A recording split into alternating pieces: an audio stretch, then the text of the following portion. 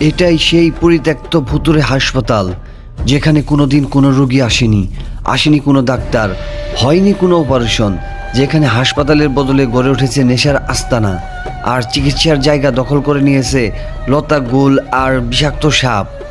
এখানে রয়েছে সেই অসম্পূর্ণ অভিশপ্ত মসজিদ, যে মসজিদে কোনোদিন আজান শোনা যায়নি, যার ভেতরে বসে মাদক সেবীদের অসামাজিক কার্যকলাপ চলছে। কিন্তু প্রশ্ন একটাই, কিভাবে, কেন, কোনো অকারণে এই মেগা প্রজেক্ট পেল না তার পূর্ণতা? কেন চরম অবহেলায় পড়ে রইল এই কোটি টাকার সম্পদ? আর সবচেয়ে বড় প্রশ্ন, পিতার মৃত্যুর পর কেন এই স্বপ্নের দায়িত্ব নিল না তার যোগ্য উত্তরসূরিরা?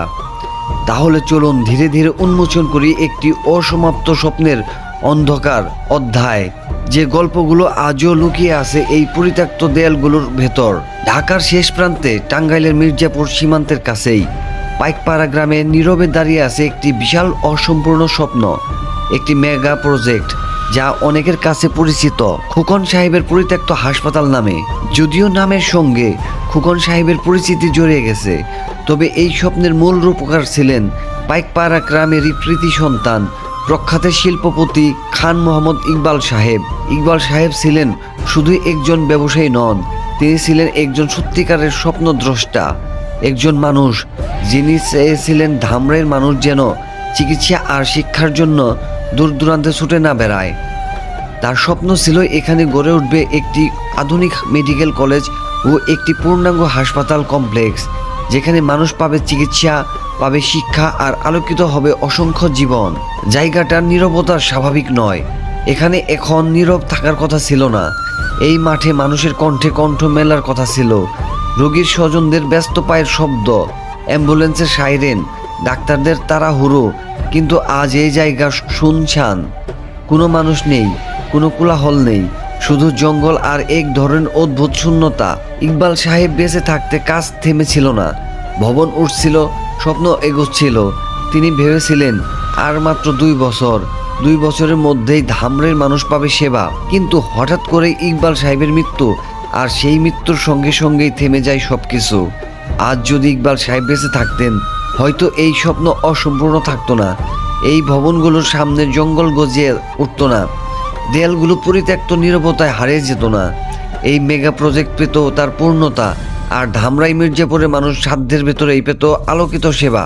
ইকবাল সাহেবের মৃত্যুর পরে কেন জানি তার পরিবার এই বিশাল প্রজেক্ট এগোতে দেয়নি। কেউ বলে আর্থিক জটিলতা, কেউ বলে প্রশাসনিক বাধা, কেউ বলে পারিবারিক দ্বন্দ্ব, কিন্তু সুনির্দিষ্ট কোনো উত্তর কারো জানা নেই। তবে তার ছেলেরা যদি চেষ্টা করে, আমার ধারণা তারা চাইলে এই স্বপ্নটা পূরণ করতে পারবে। ধামরাইয়ের মানুষ উপকৃত হবে। এলাকাবাসী আজও বিশ্বাস করে, যদি এই প্রজেক্টের বাকি কাজ শেষ করে এটি চালু করা হয়, তাহলে পুরো অঞ্চলের মানুষ উপকৃত হবে। আর্থিকভাবে সঞ্চয় বাড়বে, বেকারত্ব কমবে, চাকরির সুযোগ সৃষ্টি হবে, এবং সবচেয়ে বড় কথা, মানুষ পাবে কাঙ্ক্ষিত সেবা। ইকবাল সাহেবের মৃত্যুর পর যখন এই বিশাল মেগা প্রজেক্টটি ধীরে ধীরে পরিত্যক্ত হয়ে পড়তে শুরু করে, তখন শোনা যায় দূর দেশ চীন থেকে একদল ব্যবসায়ী এই জায়গাটি ক্রয়ের প্রস্তাব নিয়ে এসেছিল। তাদের পরিকল্পনা ছিল এই অসম্পূর্ণ প্রকল্পকে নতুন করে দাঁড় করানো, যাতে এখানে চিকিৎসা, শিক্ষা আর সেবার আলো আবার জ্বলে ওঠে। কিন্তু ইকবাল সাহেবের স্মৃতি আর তার অসমাপ্ত স্বপ্নকে বাঁচিয়ে রাখার জন্যই তার স্ত্রী ও পুত্র এই সম্পত্তি বিক্রি করার সিদ্ধান্ত নেননি। লোক মুখে শোনা যায়, সেই সময় এই প্রকল্পের মূল্য উঠেছিল প্রায় 300 কোটি টাকা। এক সময় এই মেগা প্রজেক্ট ছিল এলাকার মানুষের গর্বের প্রতীক, কিন্তু আজ সেই গর্বই পরিণত হয়েছে গ্রামের মানুষের জন্য এক অভিশাপে। কারণ হাসপাতালটি এখন পরিত্যক্ত, আর এখানে ঢুকে পড়েছে অসাধু মানুষজন। একটু সামনে এগুলে চোখে পড়ে চরম অবহেলায় পড়ে থাকে একটি পরিত্যক্ত মসজিদ।